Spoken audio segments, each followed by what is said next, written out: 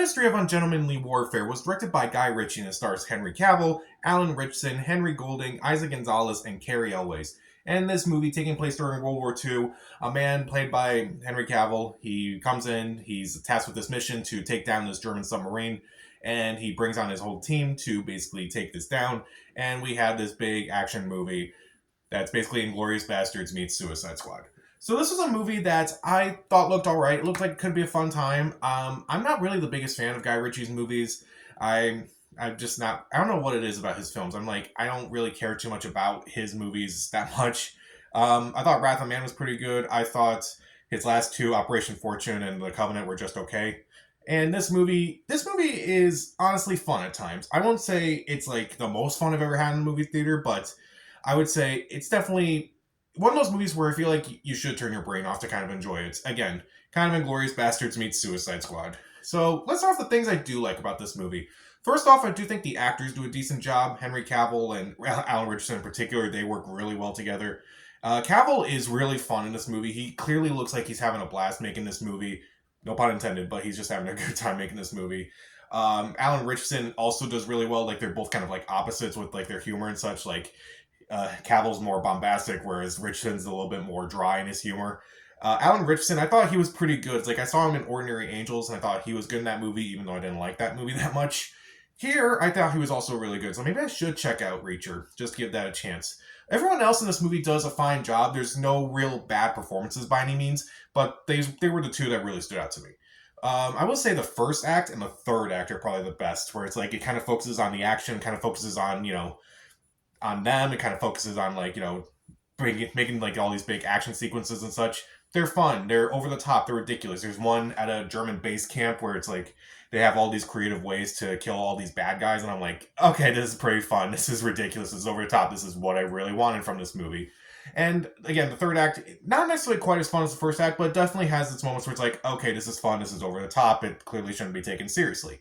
And there are, again, fun action sequences. There's also a kind of a fun little sequence where it involves a suitcase stuck in a train. I do think not a suitcase, a briefcase on a train. And even though there's nothing going off, there's no bombs going off, there's no guns being fired and such, it's still kind of a fun sequence overall.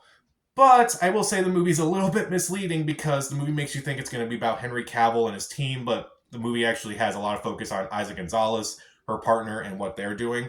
And that's not necessarily bad, it's just kind of a surprise that the focus is on them so much that Cavill, Richardson, Golding, they're not really in the movie that much. They're in the first act, the third act, and they kind of like, there was a point where I was watching this movie and I'm like, weren't they supposed to be in this movie as well? I kind of completely forgot they were in this movie. And that kind of happens with this movie.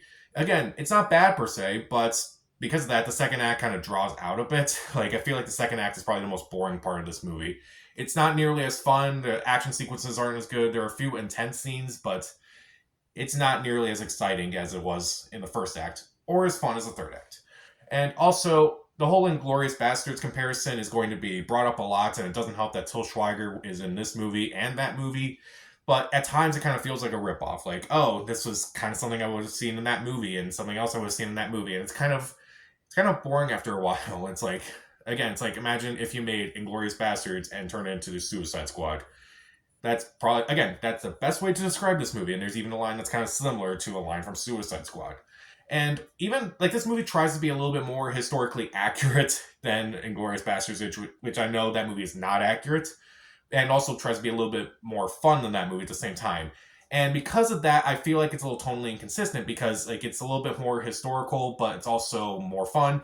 But I feel like I learned a little less than I actually did with this movie. And I feel like at times the fun is just not constant enough. So like there's a couple moments towards the end of the movie where they kind of mention like some things that kind of happen to these people after the events of this movie.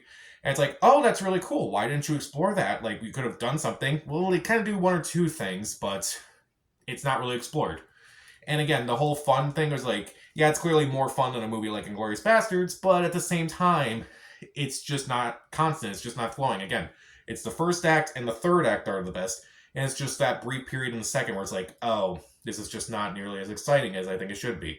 Also, Til Schweiger is not really that great of a villain, if I'm being honest. It's like, yeah, I hate you because, you're a German in World War II and such. That's reason enough to hate you, but there's really nothing there. Like, I just felt like was he trying to do Christoph Waltz in Glorious Bastards? Again, one of those comparisons to that movie where I'm like, I just feel like there wasn't really much of an attempt. It's just like, okay, you're just a bad guy for this movie having like a main bad guy. Okay, that's fine, I guess. I mean, you're already bad enough as it is, so okay. But anyway, I do think this movie works really well when you don't really think about it too much. The acting is decent for the most part. It's fun. It can be funny at times. There's a couple sequences here and there that are pretty fun and exciting. There's some intense sequences that are good. But again, it's kind of misleading with who's actually the star of the movie. I think the second act is a bit slow and kind of brings down the movie a bit, even though it tries to be more historical and fun than some other World War II movies like the one I keep mentioning.